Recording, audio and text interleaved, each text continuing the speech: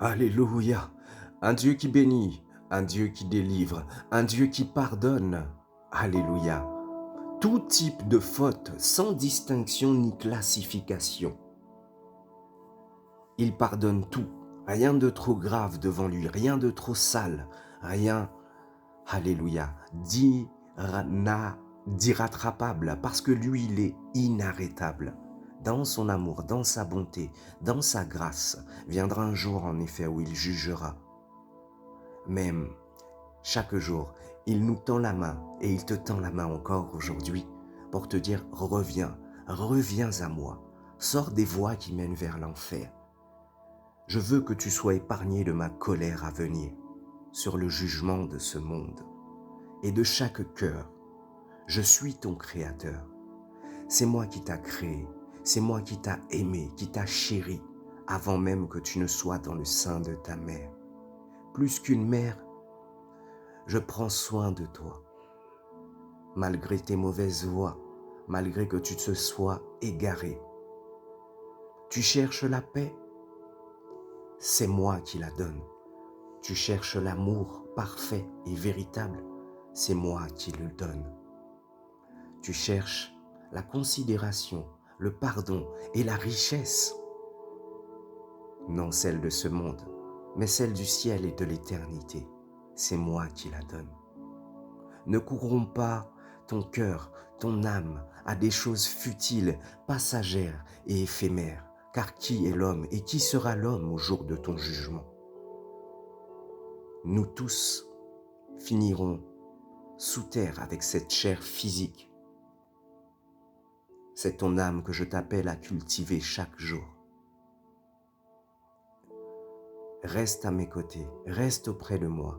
Je veux te sauver. Alléluia. Voici ce que l'Éternel te dit et dit à quelqu'un ce matin. Et nous voulons et nous allons échanger sur la franc-maçonnerie. Et nous voulons comprendre ce que croient les francs-maçons. Dans cet échange, nous ne sommes pas là, en tout cas, pour pouvoir blâmer. Le but est de montrer que la franc-maçonnerie n'est pas une organisation qui appartient à Dieu, Dieu le Créateur, sachant que plusieurs se sont fait Dieu.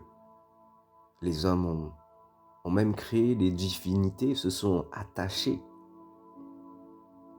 Mais il ne peut pas y avoir un Dieu au-dessus du vrai Dieu, avec un D majuscule. Beaucoup de chrétiens ont quitté la franc-maçonnerie après avoir découvert de quoi il s'agissait réellement.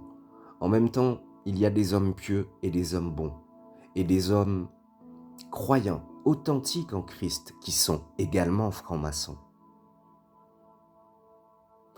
Nous pensons que c'est parce qu'ils ne comprennent pas ce qu'est vraiment la franc-maçonnerie. Vous savez, le méchant, quand il tombe et s'il chute, il veut emporter avec lui des personnes. C'est ça le cœur du méchant. Nous avançons. Tout un chacun doit prier que le Seigneur lui donne la sagesse et le discernement à ce sujet. Alléluia.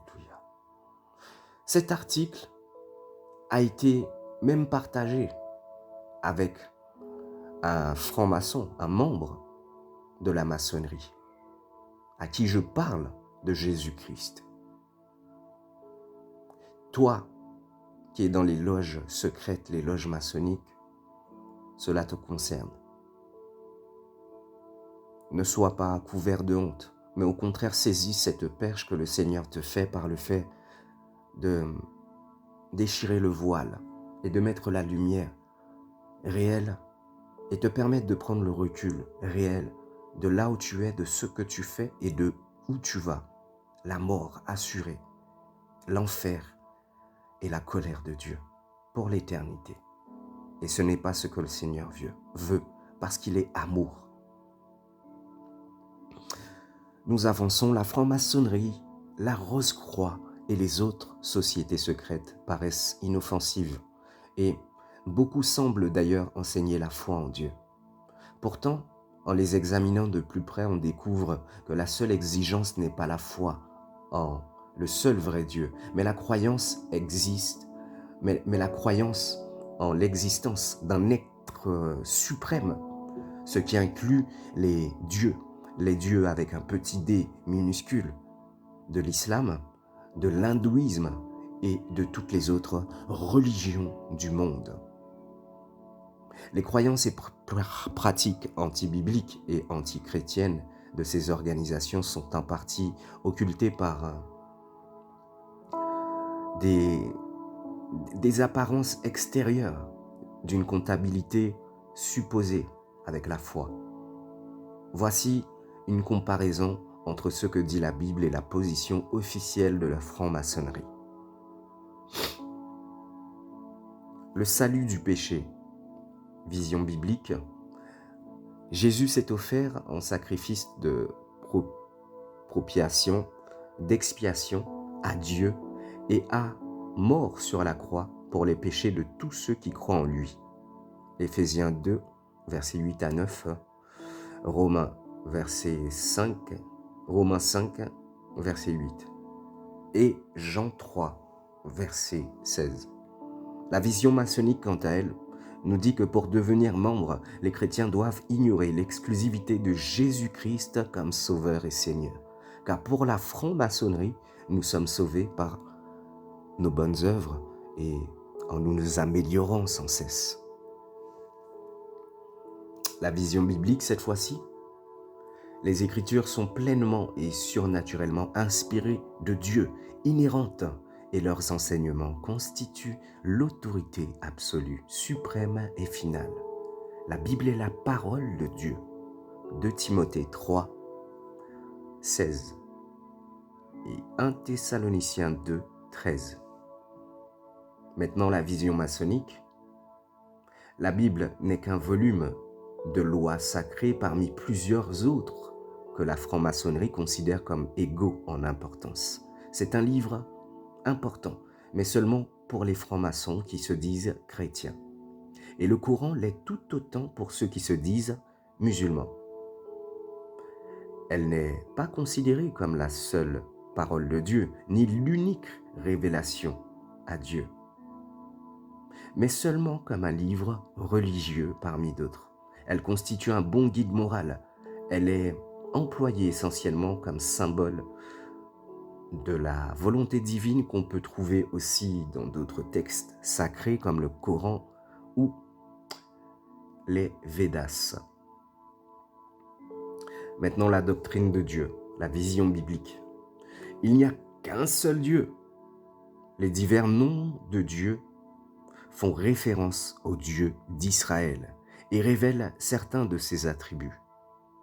Adorer ou faire appel à d'autres divinités est de l'idolâtrie. Exode 20, 3. Que Paul décrit comme un péché odieux, Jean dit que les idolâtres périront en enfer. La vision maçonnique maintenant. Tous les francs-maçons doivent croire en un Dieu. Les différentes religions, le christianisme, le judaïsme, l'islam, etc., adorent le même Dieu en lui donnant des noms différents.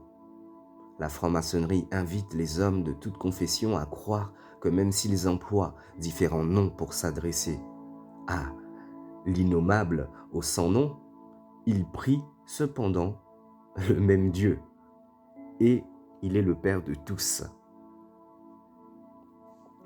Maintenant, la doctrine de Jésus-Christ, la vision biblique. Jésus était Dieu, fait homme. Il est la deuxième personne de la Trinité. Sur terre, il était à la fois entièrement humain et entièrement divin. Les chrétiens doivent prier au nom de Jésus et l'annoncer aux autres sans craindre d'offenser les non-chrétiens. Passons à la vision maçonnique. Jésus-Christ est le Dieu trinitaire qui est Père, Fils et Saint-Esprit ne sont pas uniques. Il n'y a donc pas de doctrine de la divinité de Jésus-Christ. Prier au nom de Jésus ou le mentionner dans la loge est considéré comme anti-maçonnique. Le décrire comme le seul chemin vers Dieu contredit le principe de tolérance. Le nom de Jésus est omis des versets bibliques employés dans les rituels maçonniques. Jésus a la même autorité que les grands enseignants religieux. Nature humaine et péché maintenant, la vision biblique. Tous les hommes naissent pécheurs par nature, sont entièrement déchus et ont besoin d'un sauveur. La Bible dit que l'homme est incapable d'atteindre par lui-même la perfection morale. La vision maçonnique, quant à elle, dit que les symboles et les emblèmes maçonniques enseignent que la nature humaine n'est pas pécheresse, mais seulement rude et imparfaite.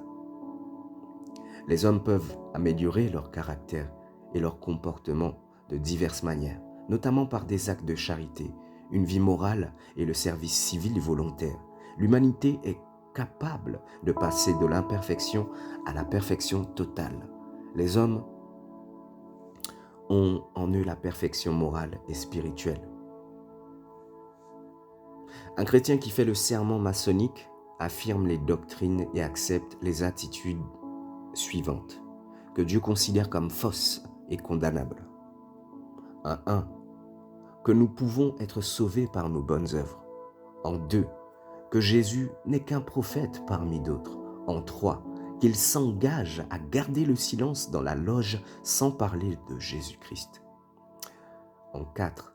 Qu'il entre dans la loge dans un état de ténèbres et d'ignorance spirituelle, alors que la Bible dit que les chrétiens marchent déjà dans la lumière, sont des enfants de lumière et sont habités par la lumière du monde, Jésus-Christ. En 5.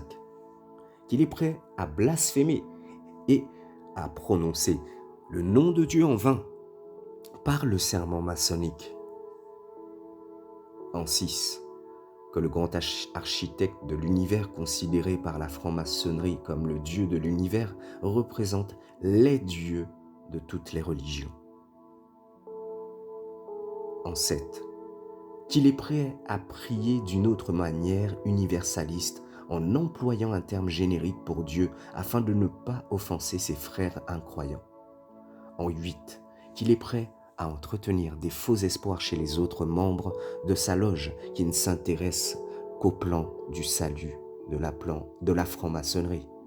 Par le serment et par sa participation au rite maçonnique, le simple fait d'être membre d'une organisation syncrétiste compromet déjà gravement son témoignage chrétien. En 9.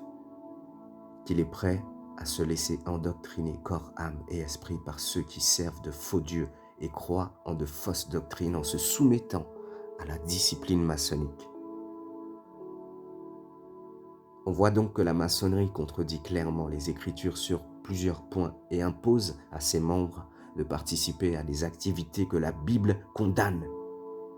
Par conséquent, un chrétien ne devrait pas être membre d'une société ou organisation secrète liée à la franc-maçonnerie. Bien-aimés, Jésus-Christ est le seul chemin, la vérité et la vie qui mènent, alléluia, au salut et au Père. Pas de raccourci. Ne laissez point le diable vous mentir, ni personne au travers de lui. Le salut est individuel et tout ce monde passera. Que le Saint-Esprit opère en chacun de vous qui avez entendu ce message. À très bientôt. Soyez bénis au nom de Jésus.